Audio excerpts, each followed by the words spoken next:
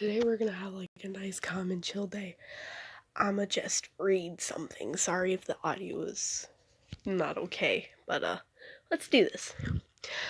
I thought it was a little weird that Liz actually agreed to go out with Blake. I mean, the way he had approached her was all wrong, and my best friend typically had standards. She told me later, after their first phone conversation had already happened, that it had just been a while for her. She was lonely. I got that. As long as he was a good guy and treated Liz right, I was sure I could get past how they met. Behind us in the parking lot.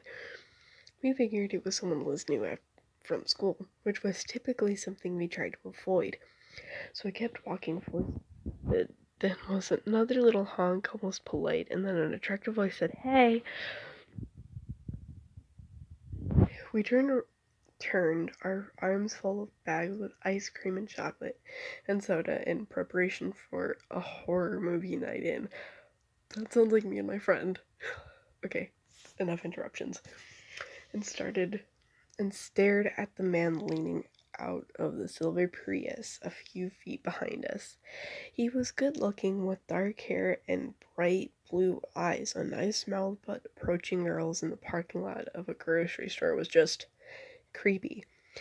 "Can I help you?" I snapped. Liz didn't like to initiate confrontation, whereas I had no problem being the rude friend. "I'm sorry to bother you both. I've never done this before." The guy inched his car a little closer, and we took a slight step back. What the hell was going on? "Look, ma'am, I don't mean you any offense, but I think you are the prettiest thing I've ever seen."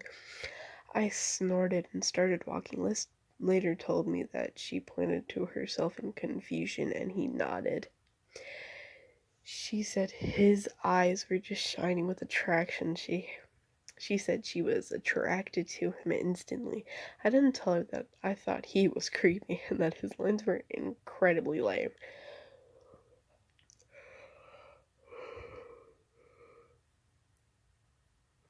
Our movie night turned into me watching Liz text a stranger from a parking lot. They acted like school kids from the start. He initiated games like Would You Rather and 20 questions. They knew everything about each other in the first 24 hours. Liz was smitten. I was hesitant but supportive. He took her on their first date, which was supposed to be at a nearby restaurant. Liz came to my place afterwards with stars in her eyes and told me how lovely the park was. "What park? Weren't you supposed to be eating?" I asked her. She told me that they had met up at the restaurant originally, but before going in, he asked her if he could take her somewhere as pretty as her. He had driven her down an unlit dirt road, spouting cheesy lines the whole way,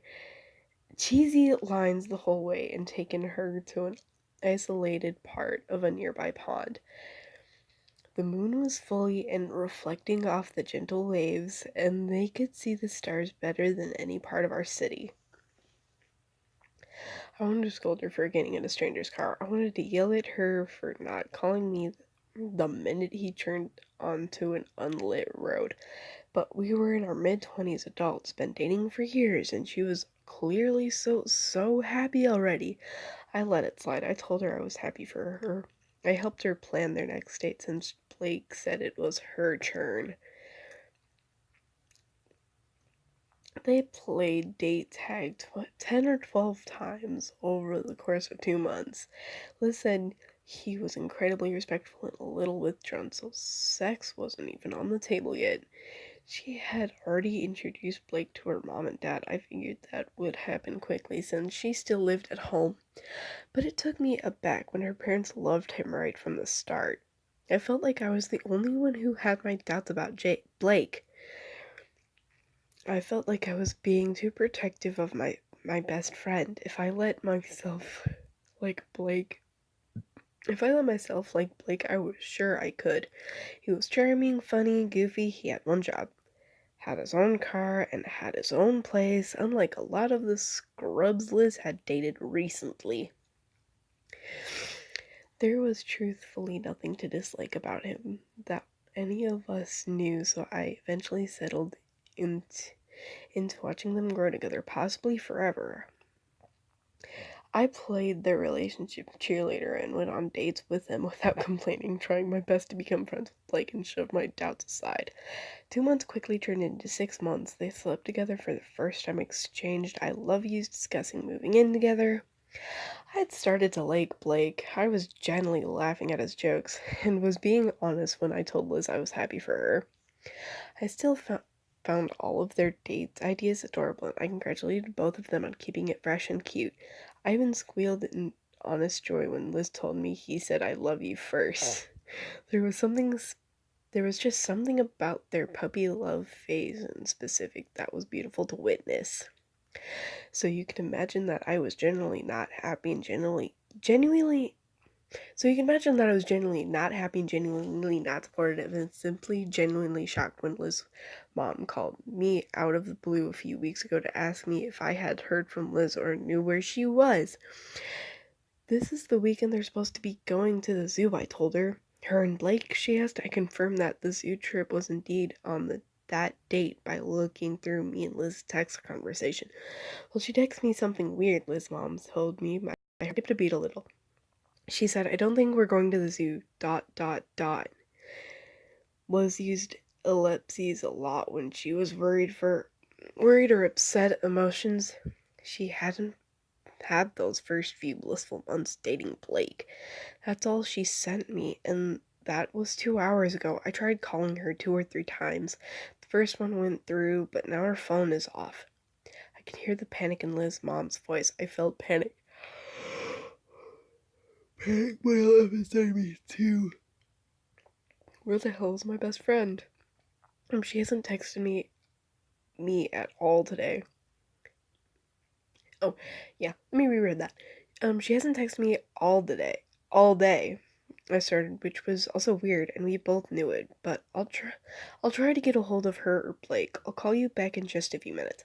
I dialed Liz's number shakily and called straight to voicemail. I left some bullshit voicemail about really needing to talk to her, making it sound like something really bad at work had happened. I hope that would get her to call me back as soon as she turned her phone on.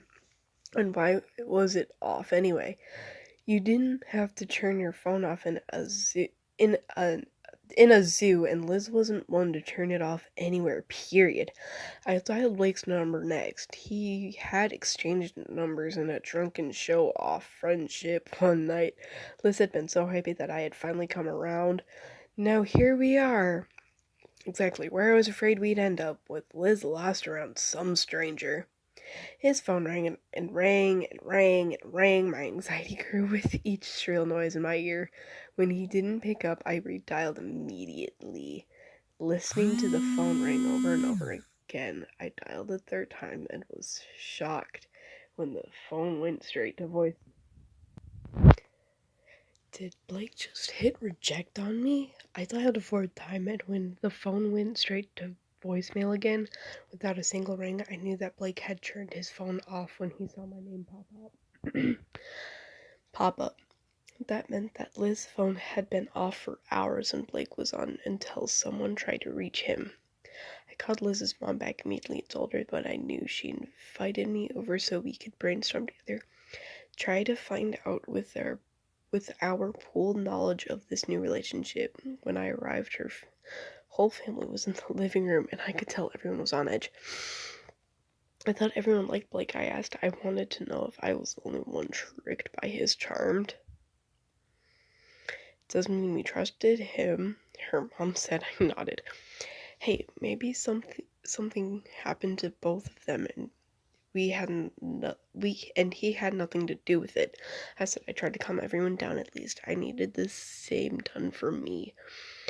We broke into groups and called hospitals, police stations, and the zoo. Liz and Blake both had memberships, so the zoo would easily be able to tell us when they last checked in. According to the woman who answered the phones, Liz checked into the zoo. Liz hadn't checked into the zoo in over a month. There was no record of them at any hospital in the area. The cops wouldn't report a missing person until 48 hours out. All we could do was wait. A week had passed before I got the first piece of mail. It was addressed to me, but was completely unmarked. Otherwise, I rarely got mail of any kind, even junk mail. So I opened it immediately out of curiosity. I nearly dropped the phone that trembled out of the envelope. It was Liz. I could recognize the blue casing with the equality stickers all over it anywhere. I called Liz's mom immediately. She came over and also recognized the phone. She told me the cops were on their way. She had filed a missing persons report the minute she could, and they had found nothing so far, but she kept closely in touch. Can you get into it? She asked me. I said I had honestly forgotten what Liz had registered my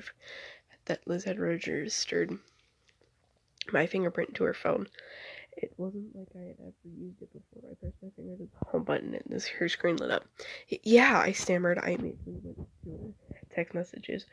Why hadn't she reached out that day? Her mom and I stared in shock at the last message she had been typing. It was saved in a draft when her phone was turned off, and it was addressed to her mom. I don't think I'm safe, it read. We cried. The cops eventually arrived. They took her phone, and one of their specialists confirmed that someone without a fingerprint had attempted to get in.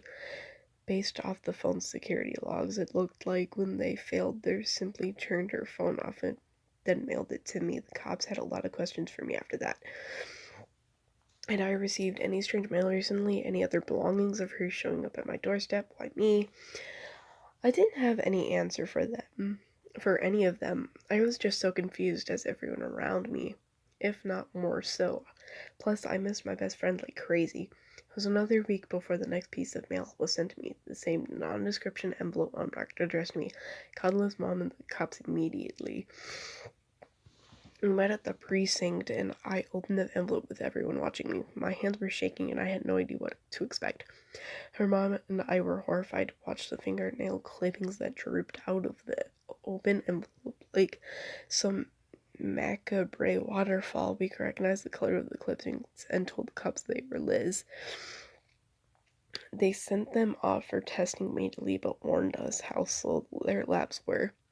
We were shaking and pissed this wasn't being taken more seriously and rushed along. Why in the would someone mail us her fingernails? At this point, we were all convinced it was Blake.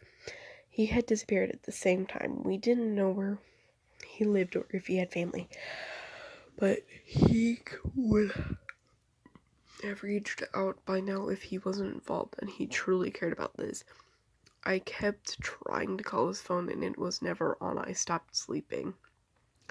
Only a few days passed before I got the next envelope. I could make out a reddish substance along the corners of the envelope and rushed to the precinct, calling her mom while I drove. I knew in my heart that I had seen blood on the envelope.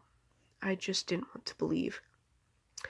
This time the cops handled the envelope. They opened it carefully and came out with gloves on when whole fingernails, not just clippings, fell from the envelope and onto the table. They immediately snapped pictures and sent them off for testing. I'll never forget how odd fingernails look separated from the human body. They looked so much smaller than I remembered.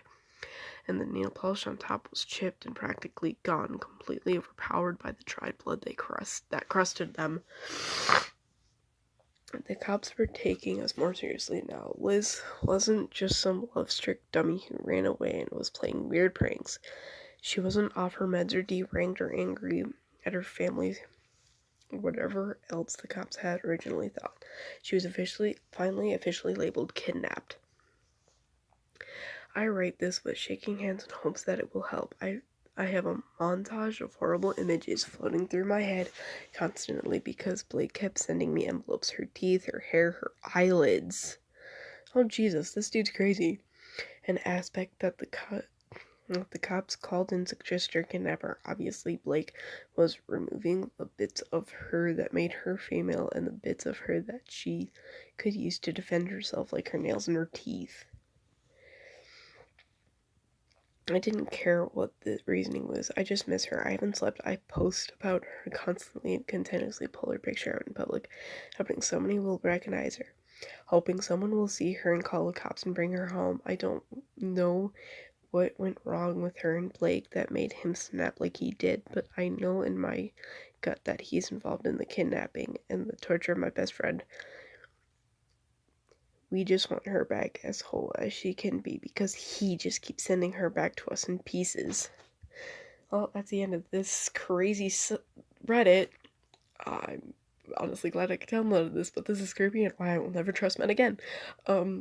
It's called If You've Seen My Friend Liz, Call the Cops. Her boyfriend has been sending her home in pieces.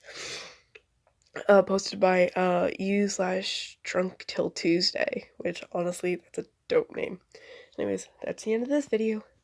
Bye! Oh, yeah, also sorry if I stammered or repeated it or if there was a cut in the video. Bye!